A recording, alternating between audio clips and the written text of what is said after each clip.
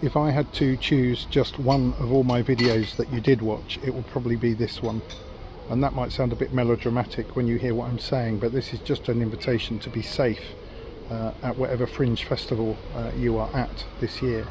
And I'll be heading up to the Edinburgh Fringe, which is the world's largest one, and it gets particularly relevant, I think, when you're at a Fringe festival where you've got 101 things in your head, and the thing you most need to do is get on your devices, and you're getting frustrated. This happens in Edinburgh because you're walking in a particular part of the city where there's little or no Wi-Fi, and so you clicked onto your settings, you clicked onto internet, and you notice that there is excuse me, that's the recycling this morning here in Brighton, and you notice there's some free Wi-Fi, and it doesn't have a little padlock on it, and it's things like free Wi-Fi. But you'll also find you might have walked past a hostel and it says hostel free, or you just might notice it's got George is free, or it might just have some weird name, but you notice that it's there, you click on it, and it connects you. One or two might even click to a page and it just says click here to access internet, and what you're now on is internet that is simply not secure. But even not just not secure, somebody can gain access in different ways to your device, collect data from you, even hijack your phone, and even, as far as I've heard, follow what you're doing and potentially even take over when you're not looking. Now, when it happens to you, then you know it's never going to happen to you, is it? But when it does, and the consequences happen, suddenly you're not in the right kind of business at all, because you're trying to clear up the mess. And you probably heard some of the real nightmare stories of people when stuff has happened to them. So the first thing to do is to be really wary when you can't get Wi-Fi on your phone, is just to click on what looks like free Wi-Fi. If you are in a venue, you need to establish what the Wi-Fi is, what the password is, look for the exact name. It might be upper and lower case. It might be the name of the venue, and it might say bar Wi-Fi, and you can just check what that password is with the barman, or it might be on a little sign. But just be careful of kind of cloned, impersonating Wi-Fi signals, and there are a lot. And if you're at Camden Fringe, you're into the London problem, and it's happening more and more in regional places too. But one of the first ways is Wi-Fi.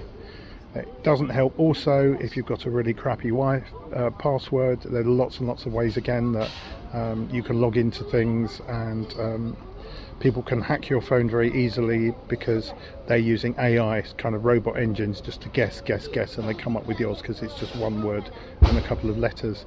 And we have that problem at Fringe Review when we get a new reviewer. And they get a very secure password from us with their username, really secure, all the usual uppercase, lowercase, not a word numbers, punctuation marks and so on.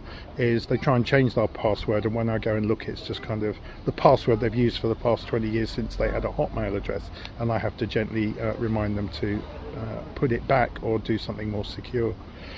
It's not about being paranoid, but it is about being awake, and as I say, when it happens to you, it's a shock. Now, we've had that for years. Before there was even anything other than email, we'd get a show writing to us with righteous indignation. They said, your reviewer is in, where's the review? And we say, have you got their name and their press number? And it's just someone's faked. They might even fake the identity of one of the reviewers to get free tickets in. What's happening a lot now from what I'm reading is that cybersecurity is breached quite often, and you just get caught up in the crossfire or your collateral damage because they're using robots, they're using AI, and sometimes some of the sort of, is it cartels, are just kind of using lots and lots and lots of little experiments just to test the skills of a potential hacker. Sometimes, you know, they're just told before they can join whatever group that is to show what they can do. And there's lots and lots of ways of just doing a bit of damage. And more recently, this has been about taking social media accounts over, pretending to be you. Suddenly somebody's got a message from you. It's usually with a link to click on something that can then hijack your computer, take some money from you, go to what looks just like your bank, and it's saying please verify your security details. I'm not going to be the geeky expert. You can look all these things up. But I certainly think you have to be careful up at big Fringe festivals I mean, the obvious one is don't leave your devices lying around. I think I've even been guilty of that. You think you're in a safe bar, cafe, venue, and you get up because you've seen someone, you walk over, you sort of cast an eye on your laptop. Before you know it, you've been chatting to someone for 20 minutes, you go back, everything looks fine, and you've got no idea who's been into your computer, particularly if you've got something like your social media open, or your Facebook account or whatever it is. And they say these things seem like they're very unlikely, and the danger is if the thing backfires on you and you say, to your bank, that wasn't me, the tendency still seems to be that these things are impossible and unlikely, and there is a kind of lag in what people are realizing is actually happening online. And so that's about being safe, and that's about you being calm and having good well-being, and just simply making sure that your devices are on you. I would definitely say that you don't go onto dodgy Wi-Fi. One that was mentioned to me, a hack, is about linking. When you link devices, that can be a real vulnerability. Something called ghost pairing that you could look up, and all kinds of things can happen about that.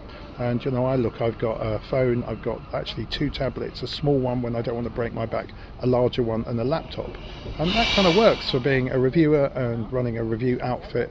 But the danger is you're constantly going from device to device, and they should all naturally be linked, but sometimes you need to relink your device, and that can create problems too. There's a great long list, and I'd say if you want to get really depressed, is just literally look up all the possibilities now on all platforms and all laptops. And at one level, if you're just an ordinary citizen, there's almost nothing you can do because the hackers are ahead of you.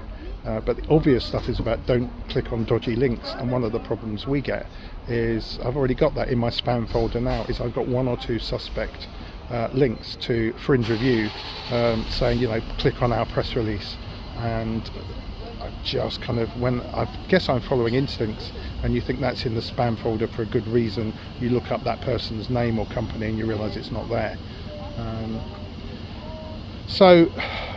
also I regularly get emails, but we've had this for years, in my spam folder. It rarely makes it into my inbox from my own reviewers. And when I look, it is from their email address, but I don't really want to buy steel manufacturing parts on the other side of the world. And the kind of nicking of people's email addresses, and it looks like they sent it, has been there for a long time. And certainly Gmail is very good at putting those in the spam folder. The sad thing is, when I look in the spam folder, which I regularly do, some of your genuine press releases are in there, and I do a bit of work and then put them back where they should be. But that takes a bit of time and energy. So don't be a victim. Don't fall into that place where everybody assumes the worst, and you sort of have to prove your way out of, particularly say it's with banks, or they're having to recognise they can't tell whether you were clueless or whether actually you were victim to a genuine scam.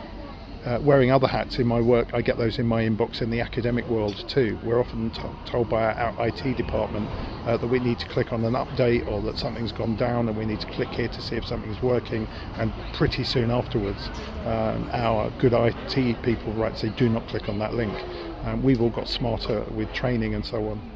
So I would just say, and if you haven't done, just do a little bit of training yourself. There's lots of resources online. There's some good YouTube videos about how to stay cyber smart, and we're all trying to do that, and that's one less thing that you need to be worrying and stressing about a fringe festival like the Edinburgh Fringe. So stay safe and just be really, really careful, because this problem is getting worse and the solutions are running behind the problem.